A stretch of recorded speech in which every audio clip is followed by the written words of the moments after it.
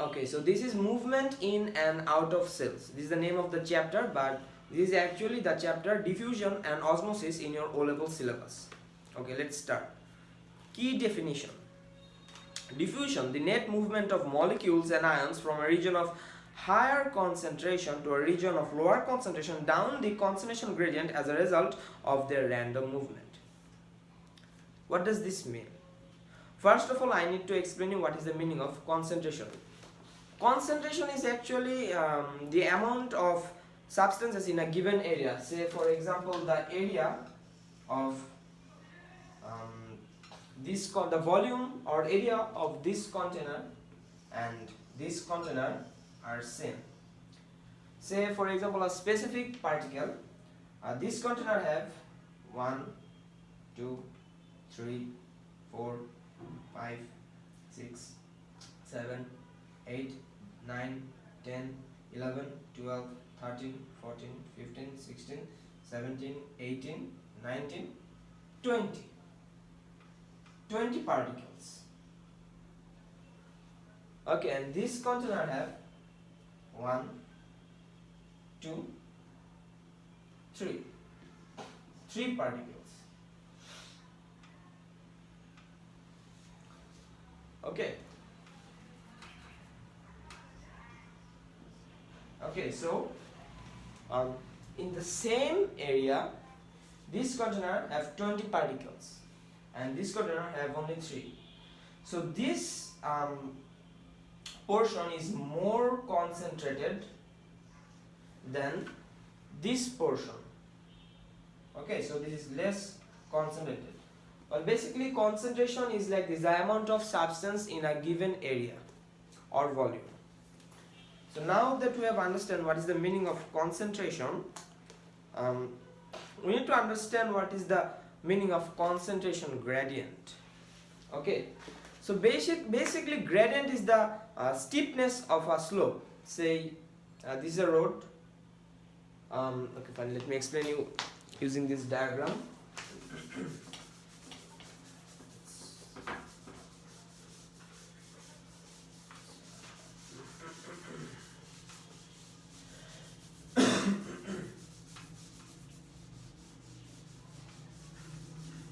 So for example, this is a road and this is another road. Okay, so the gradient of this road is higher than the gradient of this road. It's like this, gradient 0. You must have learned it in your maths. 0 gradient, gradient 1, gradient 2, gradient 3. As the steepness increases, the gradient also increases. So this is higher gradient than this one. So this is lower gradient. So what does the concentration gradient mean? Concentration gradient actually doesn't mean any steepness, but it means the concentration different between the particle or substance in that area. Okay. So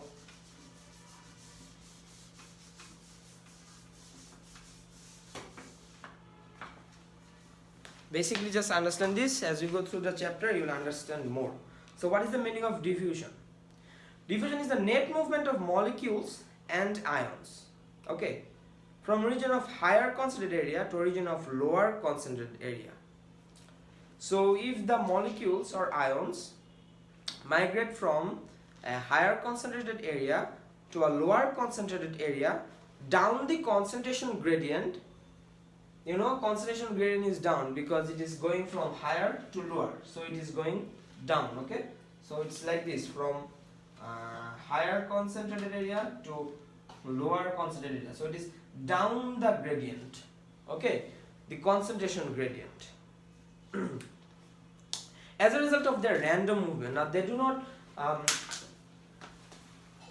so they do not directly go down the gradient, they move randomly, but their net the net direction of their movement is actually down the gradient. Okay, now let me tell you another example, you will understand it more clearly. Okay, so 3.1 diffusion. Atoms, molecules and ions are always moving. The higher the temperature, the faster they move. In a solid substance, the particles cannot move very far because they are held together by attractive forces between them. In a liquid, they can move more freely, knocking one another and rebounding. In a gas, they are freer, still with no attractive forces between the molecules or atoms. Molecules and ions can also move freely when they are in solution. Okay, there is nothing much to make you understand. Just mind this point. Molecules and ions can also move freely when they are in solution. Okay.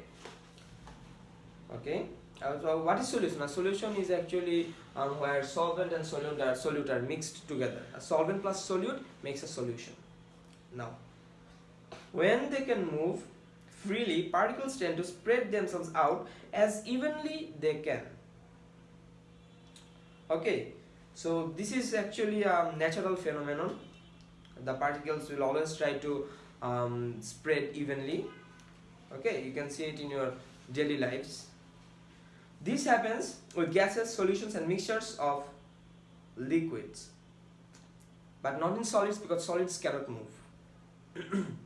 Imagine, for example, a rotten egg in one corner of a room giving off hydrogen sulfide gas. To begin with, there will be a very high concentration of the gas near the egg, but none in the rest of the room. However, before long, the hydrogen sulfide molecules have spread throughout the air in the room. Soon you will not be able to tell where the smell first came from. The whole room will smell of hydrogen sulfide because they have spread across the room evenly. The hydrogen sulfide molecules have spread out or diffused through the air. Okay, so let me give you another example, and this time with water. We have already known what is the meaning of a partially permeable membrane. Okay, so say this is a container. Okay, and there is a partially permeable membrane in between them. This partially permeable membrane will only allow water molecules to pass through them.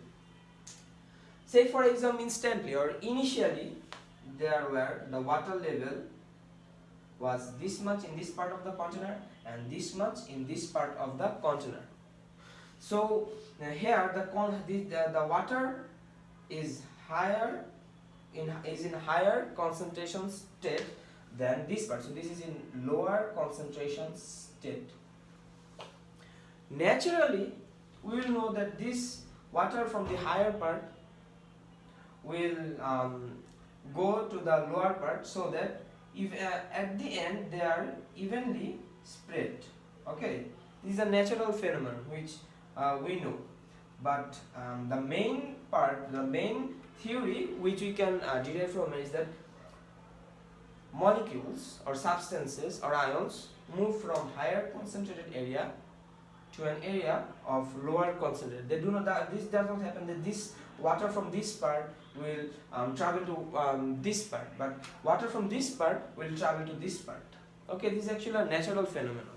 There is nothing much to understand from here.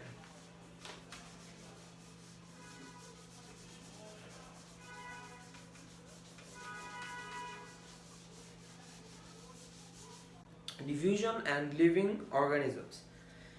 Living organisms obtain many of their requirements by diffusion. They also get rid of many of their waste products in this way. For example, plants need carbon dioxide for photosynthesis.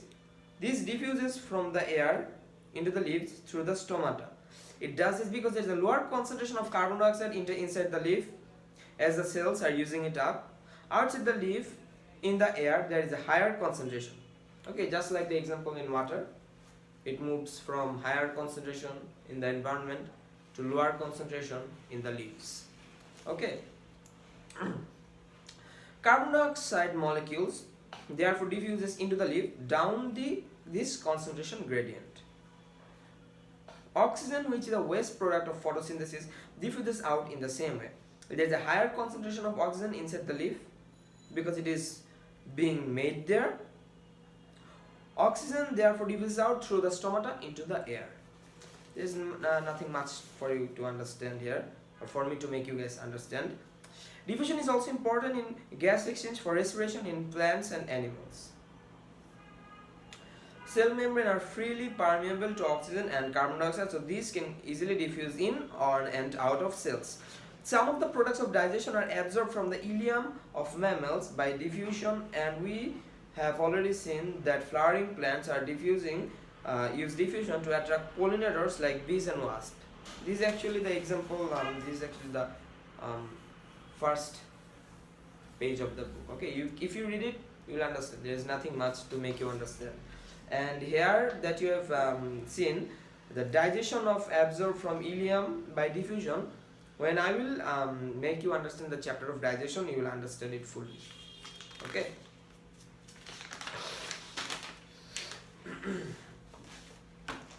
So now, this is a new term, osmosis.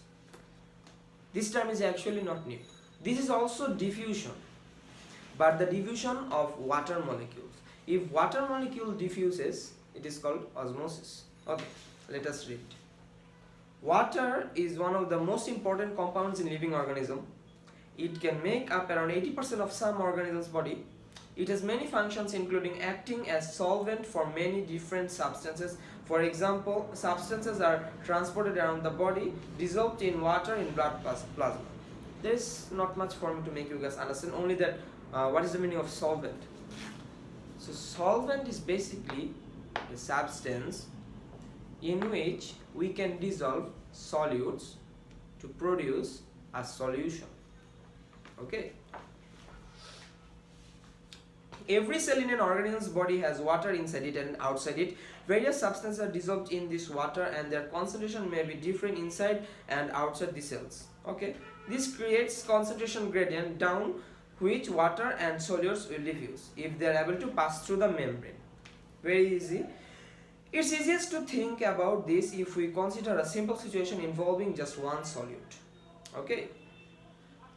Figure 3.4. Okay, so why are we just understanding using one solute? So that it is simple. In real life, there are a lot of kinds of solutes, solvents, and so when we will understand the situation of one, we can understand the situation of all. So figure 3.4 illustrates a concentrated sugar solution separated from a dilute sugar solution by a membrane.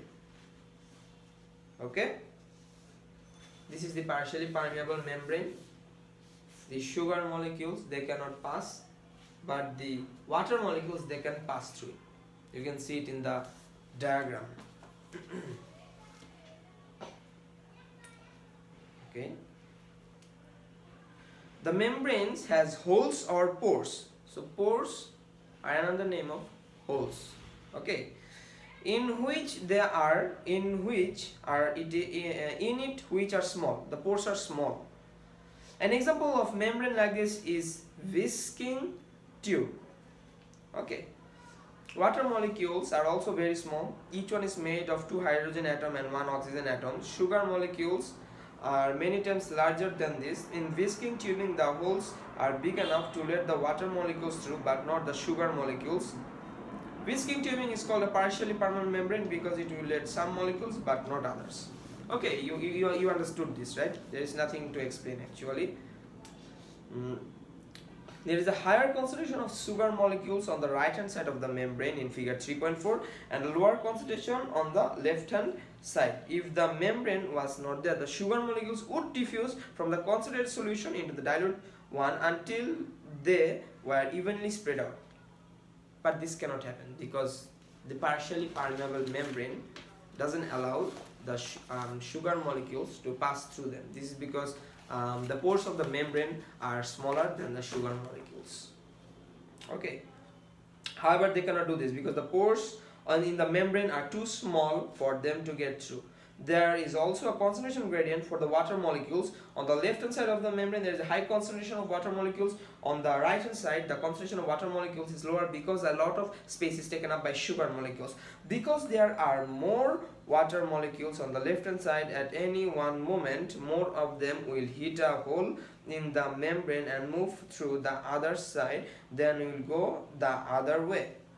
Over time there will be an overall or net movement of water from left to right. This is called osmosis.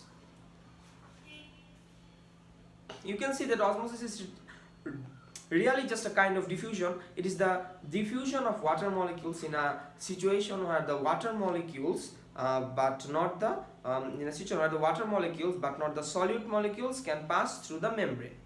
Okay, it is actually rather confusing to talk about concentration of water molecules, because the term concentration is normally used to mean the concentration of solution dissolved in water.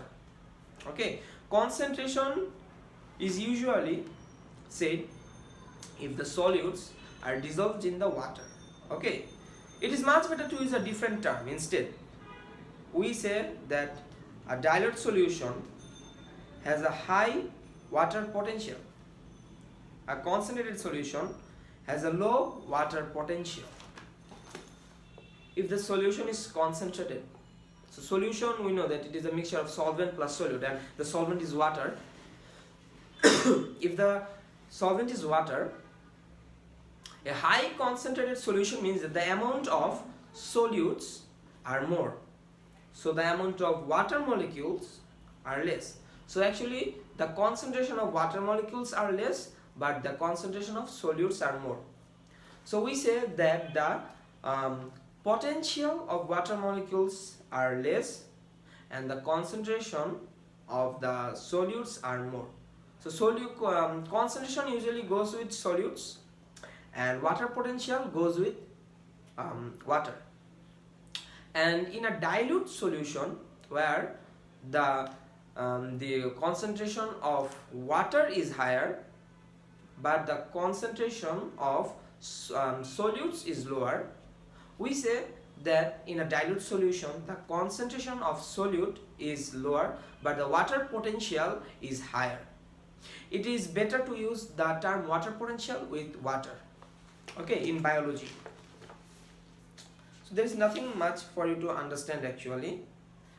Okay, in figure 3.4 there is a high water potential on the left hand side and a low water potential on the right hand side. There is a water potential gradient between the two sides. The water molecules diffuse down this gradient from a high water potential to a low water potential.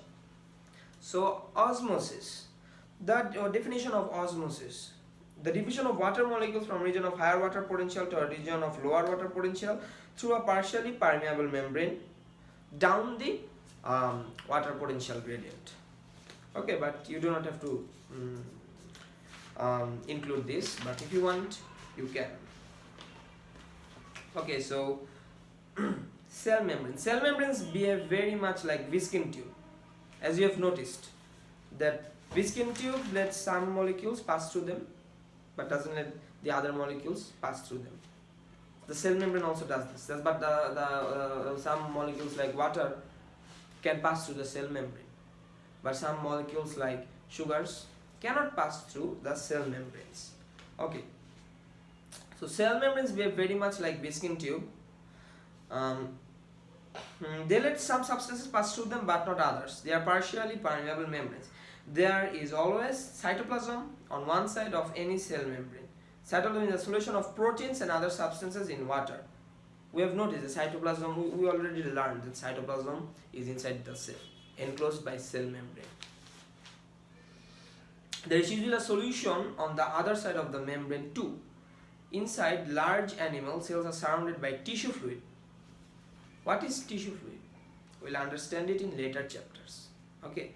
Now for this, just understand the tissue fluid is the environment of the cell, the outside environment of the cell.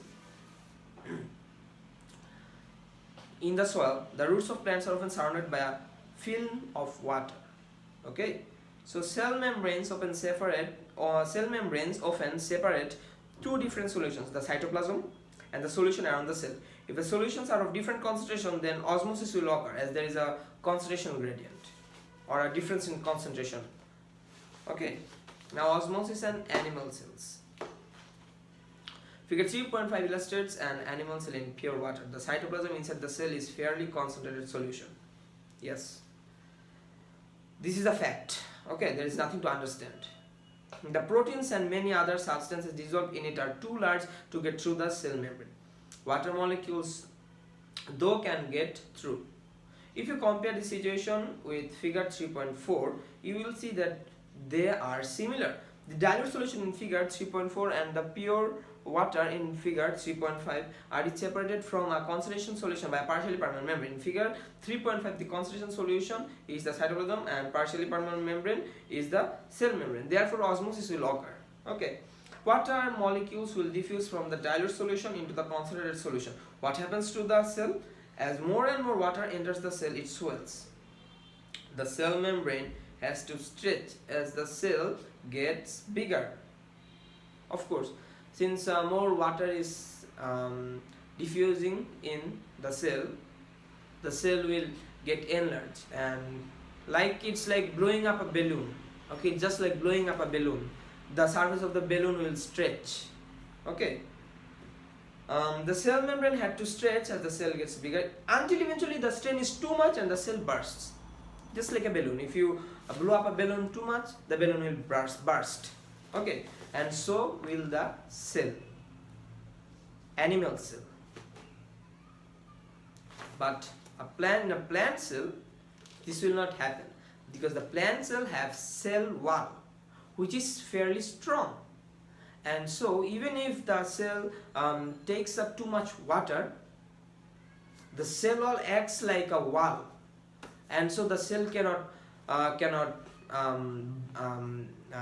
actually enlarge that much. Okay. Water molecules will diffuse from the dilute solution into the concentrated solution. What happens to the cell? As more and more cell enters the cell, it swells. The cell membrane has to stretch as the cell gets bigger until eventually the strain is too much and the cell bursts. Okay. Figure 3.6 illustrates an animal cell in concentrated solution. If this solution is more concentrated than the cytoplasm, then water molecule will diffuse out of the cell. Okay, look at figure 3.4 to see why. Yes, of course, it will diffuse out of the cell. We have learned it before. As the water molecules go out through the cell membrane, the cytoplasm shrinks, because the cytoplasm is mostly water and water molecules are diffusing out as the environment of the cell that are it is higher concentrated or lower water potential. Okay, so since if the cytoplasm loses a lot of its water, the cytoplasm will shrink. The cell shrivels up. It means that it shrinks. Osmosis and plant cells. Okay, plant cells do not burst in pure water. Figure 3.7 illustrates a plant cell in pure water. Plant cells are surrounded by cell wall. This is fully permeable, which means that it will let any molecules go through it. Okay, nothing much for you guys to understand here.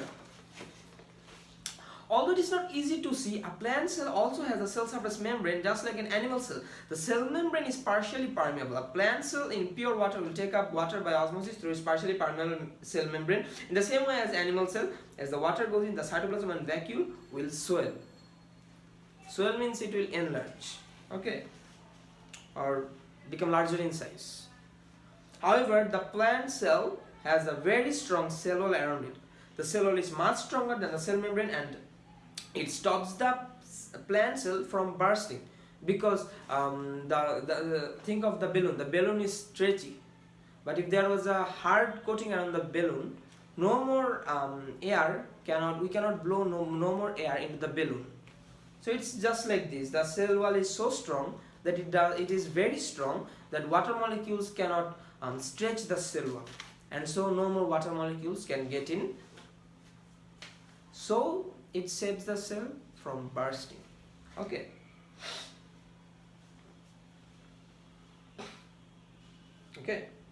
The cell wall is much stronger than the cell membrane and stops the plant cell from bursting. The cytoplasm presses out against the cell wall, but the wall resists and presses back on the contents. Okay. All action have equal and opposite reaction in physics. It's just like that. A plant cell in this state is rather like a blown up tire, tight and firm. It is said to be rigid, turgid. So what is turgid? It means that the plant cell is fully swelled, but it cannot swell anymore That's because of the hard outer part. So it is said to be turgid. The turgidity of a cell helps a plant that has no wood in it to stay upright. Yes, of course, if the plant was not turgid and there was lower amount of water, the plant wouldn't be so much strong and it would fall. But if the plant was fully turgid, it means that it is now hard. The plant cell, it is 100% occupied with water molecules, and so it is actually tight. Okay, there is actually not much for you guys to understand. This is actually natural for you guys to understand. Okay.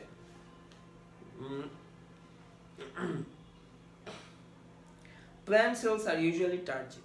Figure 3.8, 3.9 and 3.9 illustrates a plant cell in concentrated solution. Like the animal cell in 3.6, it will lose water by osmosis.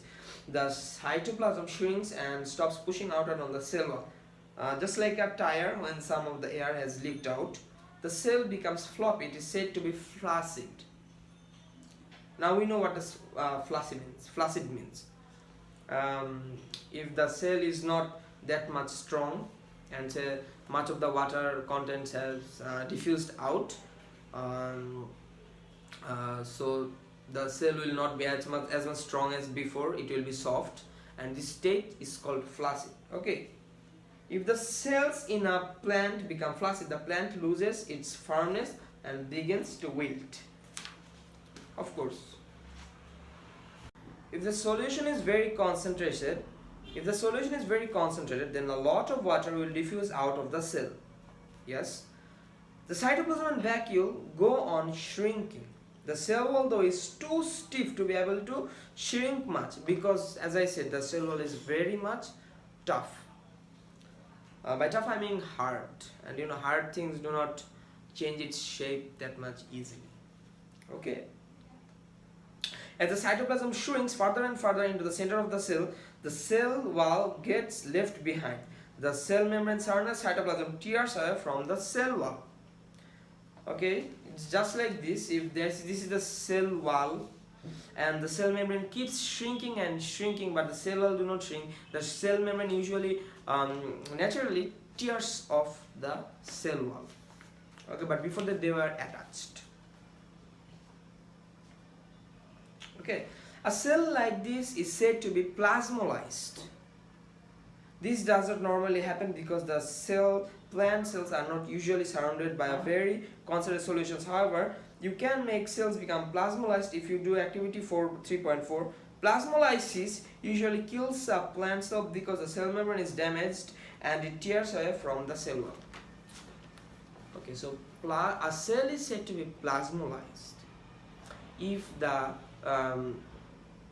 if a lot of water diffuses out of the cell and the cell membrane tears away from the cell wall. Now, you may be confused with plasmolysed and flaccid.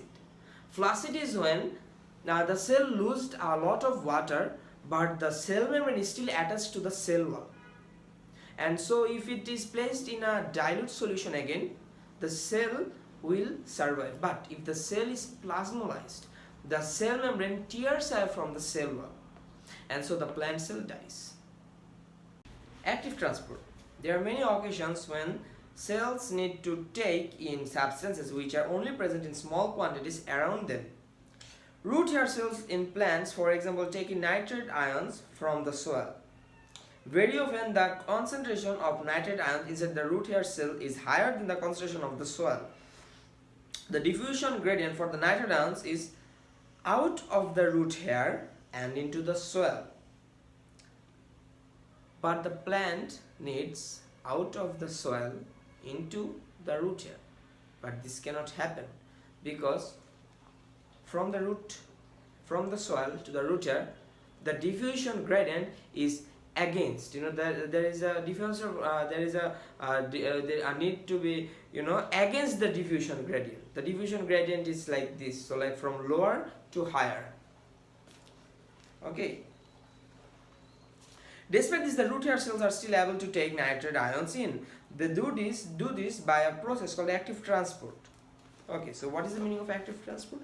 Active transport, the movement of molecules and ions in and out or in or out of a cell through the cell membrane against a concentration gradient using energy from respiration. Okay. The concentration gradient is like this and the substance is here, but it needs to travel to here. Okay, this is against the concentration gradient or at the concentration gradient. Okay, this was down, but this is against the concentration gradient. There is nothing much to actually explain here. And anything going from a higher potential to a lower potential can do it on its own. In fact, in physics, it is said that it releases energy. But if you need to get something from lower potential to a higher potential area, we need to give energy.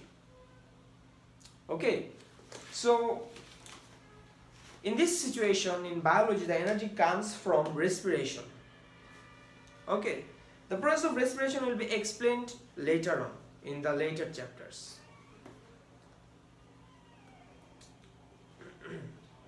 Active transport is an energy consuming process by which substances are transported against the concentration gradient.